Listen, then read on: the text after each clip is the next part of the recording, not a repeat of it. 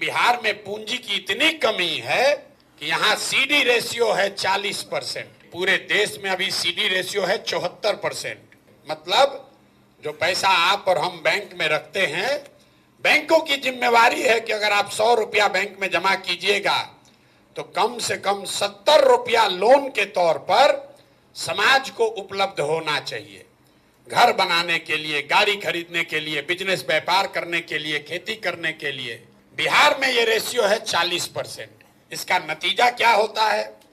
इसका नतीजा ये है कि पिछले 30 वर्ष में बिहार से 26 लाख करोड़ रुपया आपका, हमारा, बिहार की गरीब जनता का जो यहाँ बैंकों में जमा हुआ, उसमें से 26 लाख करोड़ रुपया बैंकों ने बिहार से उठाकर दूसरे राज्यों में भेज दिया।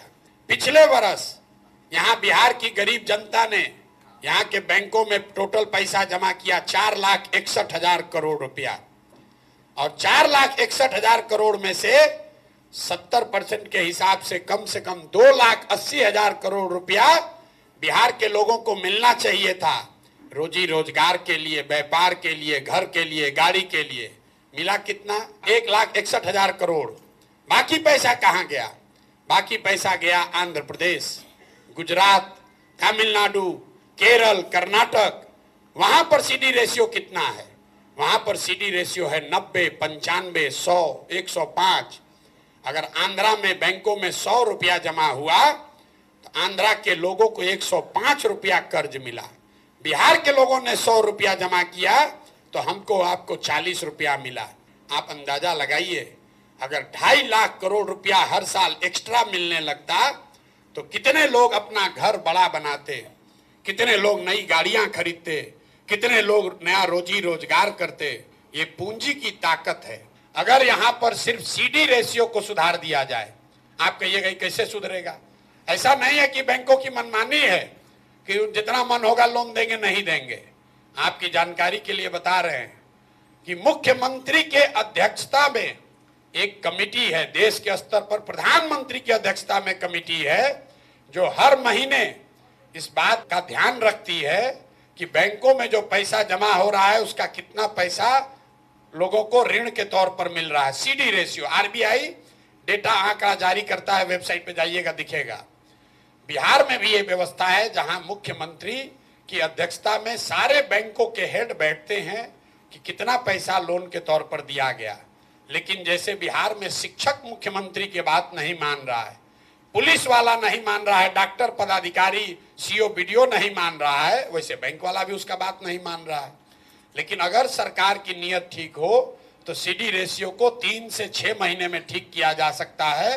तो जो जन सुराज हम लोग जाकर गांव-गांव कह रहे हैं कि साल भर के अंदर यहाँ से सारे बेरोजगार लोगों को 10-12 हजार रुपए का रोजगार दिया जा सकता है, उसका आधार सीडी रेशियो को सुधारना है ताकि यहाँ पर लोगों को रोजी रोजगार मिल सके। अब इसका एक आप प्रैक्टिकल उदाहरण समझिए।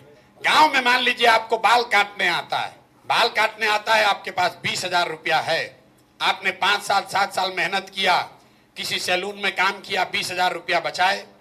अब आपकी इच्छा हुई कि हम एक सैलून खोलें, सैलून खोलेंगे, उसमें 4 आदमी को नौकरी भी देंगे, अपना परिवार भी चलाएंगे। सैलून खोलने जब आप गए अपने शहर में तो पता चला कि यहाँ तो 1 लाख रुपया लगेगा तब सैलून खुल पाएगा। तो आप नेचुरल, आपका प्रयास है कि आप बैंक में जाइए ताकि 80,000 रुपया आपको मिले और आप 1 लाख में सैलून खोल लीजिए। 80,000 को सैलून चलाकर धीरे धीरे वापस कीजिएगा। जब बिहार में पूंजी उपलब्ध नहीं होता है तो आदमी क्या करता है? बाल काटने उसको आ रहा है लेकिन पूंजी नहीं हुआ, अब बचा उसके पास अपना 20,000। तो उस 20,000 को खर्च कैसे करता है? वो 5,000 रुपया, 4,000 रुपया खर्चा करता है, किसी नौकरी के दलाल को देता है कि बॉम्बे में, दिल्ली में किसी सैलून में हमको नौकरी दिलवा दो। फिर 2,000-2,500 रुपया में ट्रेन का, बस का टिकट खरीदता है ब्लैक में कि हम लदाख और बोरा की तरह कम से कम दिल्ली, बॉम्बे पहुंचे। 5-7 हजार रुपया खर्चा हो गया। अब बचा उसके पास 15,000, 12,000। वहां बॉम्बे, दिल्ली गया तो वहां जो खोली वाला है तो 3 महीने का एडवांस ले लिया, 5-7 हजार वो भी चला गया। 1-2 हजार रुपया का जो बर्तन बासन है उसमें खर्चा हो गया। तो आप देखिए पूंजी की महत्ता। आदमी को बाल काटने आता है, आदमी वही है। अगर उसको 80,000 रुपया मिल जाता, लोन के तौर पर तो यहाँ सैलून चलाता, 4 आदमी को नौकरी देता, एक छोटा व्यवसायी होता, लेकिन वो 80,000 नहीं मिला तो बॉम्बे में, दिल्ली में जाकर मजदूर बन गया। बाल वहां भी काट रहा है, लेकिन वहां मजदूर के तौर पर काट रहा है, यहाँ छोटा व्यवसायी होता। तो हम लोग का जन स्वराज की जो सोच है कि जो जवान लड़के हैं, जो नवयुवक हैं, उनको पूंजी उपलब्ध कराया जाए ताकि घर घर में रोजी रोजगार हो सके।